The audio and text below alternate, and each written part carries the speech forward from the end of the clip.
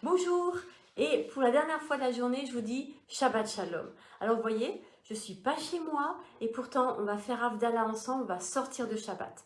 Alors ce Shabbat, eh bien Seigneur, j'espère que voilà, que vous avez qu'on a pu avoir, que vous avez pu avoir ce temps. Moi j'ai passé une après-midi formidable à reparler de la Bible, à parler de la parole, à prendre du temps à se plonger dans la parole avec un ami qui l'aime, voilà, qui l'aime et on a mâché, on a mangé du bon pain toute la journée à partager sur la parole. Et j'espère, je prie que de plus en plus, on ait ce désir les uns et les autres, vous voyez, de partager la parole, d'avoir ce courage de la prendre et d'être à l'écoute. En fait, on a vécu une après-midi presque en yeshiva, vous voyez, dans ce partage, dans cette interpellation où des choses se sont posées dans nos identités, où on peut dire « je », voilà comment je le reçois, voilà comment je le comprends, voilà comment je le vis. Seigneur, donne-nous d'entrer dans cette intimité avec toi au travers de ta parole et que ta parole soit véritablement notre nourriture. Amen. Sortir de Shabbat, c'est aussi revenir dans le monde réel.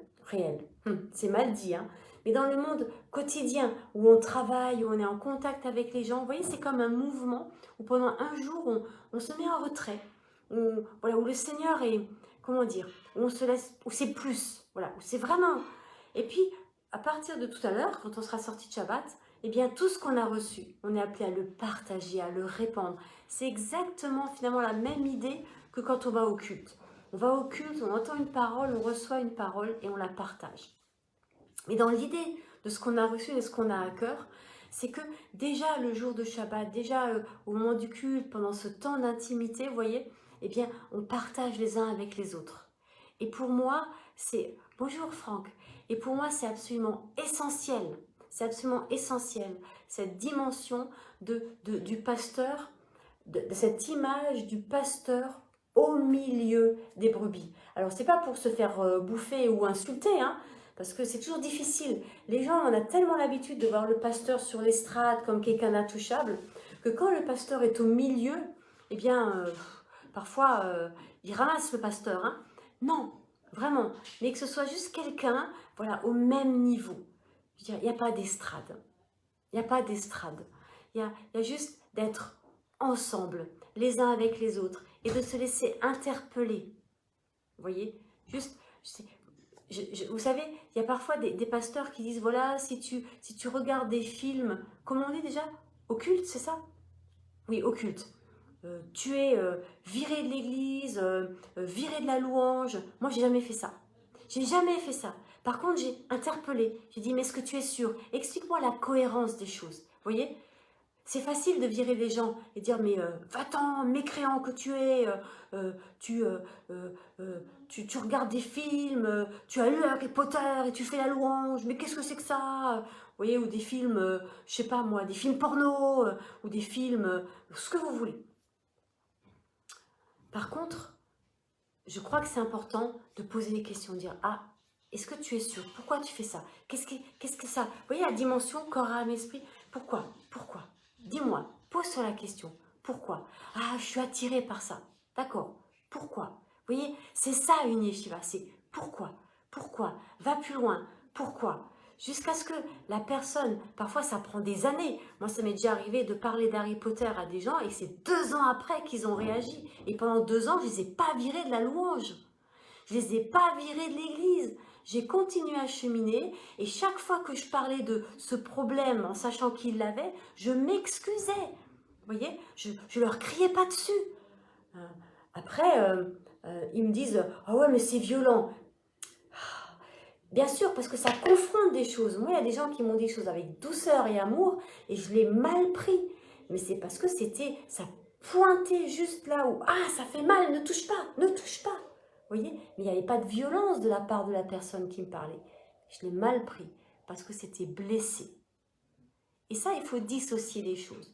Et donc, être intime de Dieu, avoir son identité, que ça se construise en moi, c'est aussi pouvoir renoncer à ces pratiques qui me remplissent, parce que simplement, l'amour de Dieu vient, et alors naturellement le reste. Vous voyez, c'est quelque chose de naturel.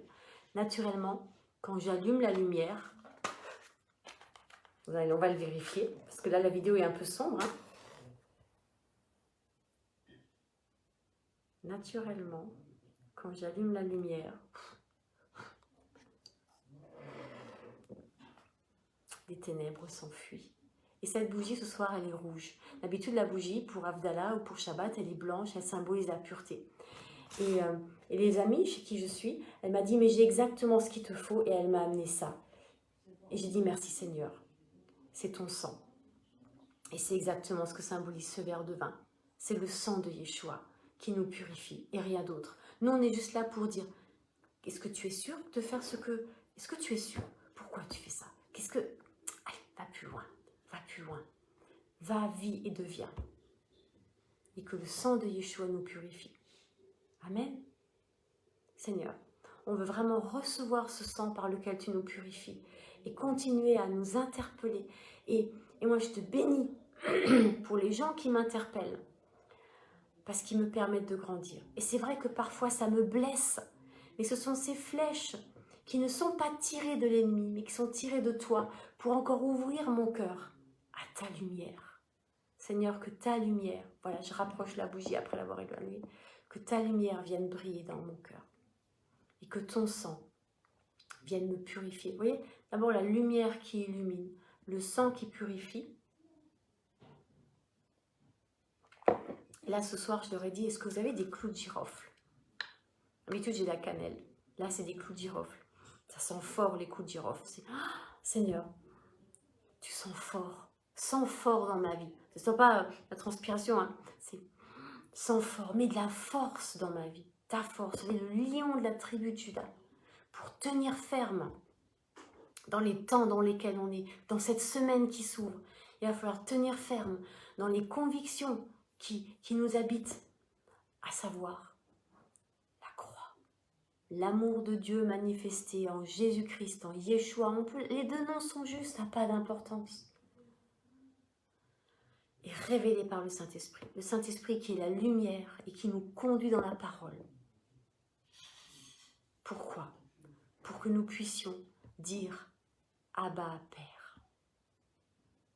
Seigneur, je te prie que tu nous bénisses dans cette semaine, dans cette sortie de Shabbat, et que cette identité que tu poses en nous, où tu nous dis, je suis celui qui suis, pour que moi, j'arrive à dire pour dire je suis, simplement je suis. Voilà, construis ces choses en nous, par le Saint-Esprit, dans le nom de Yeshua, pour la gloire du Père.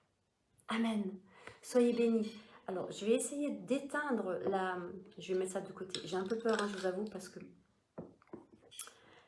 Mais on va essayer de faire le geste jusqu'au bout. Alors, priez pour que je ne mette pas le feu. Non, je plaisante. 1, 2, 3.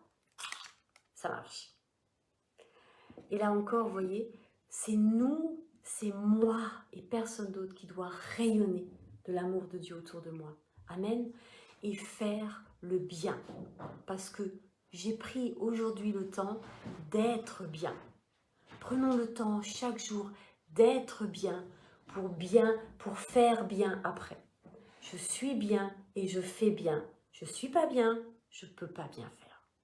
Alors Seigneur, que cette intimité soit ce lieu où tu me permettes d'être bien pour que mon faire corresponde. Et c'est là où la marque de la bête sur le front et sur la main droite, ou alors le nom de l'Éternel sur le front et l'alliance à mon doigt. Vous voyez la différence? Vous comprenez la symbolique de la marque de la bête? Si on le dit comme ça, il manque quelque chose.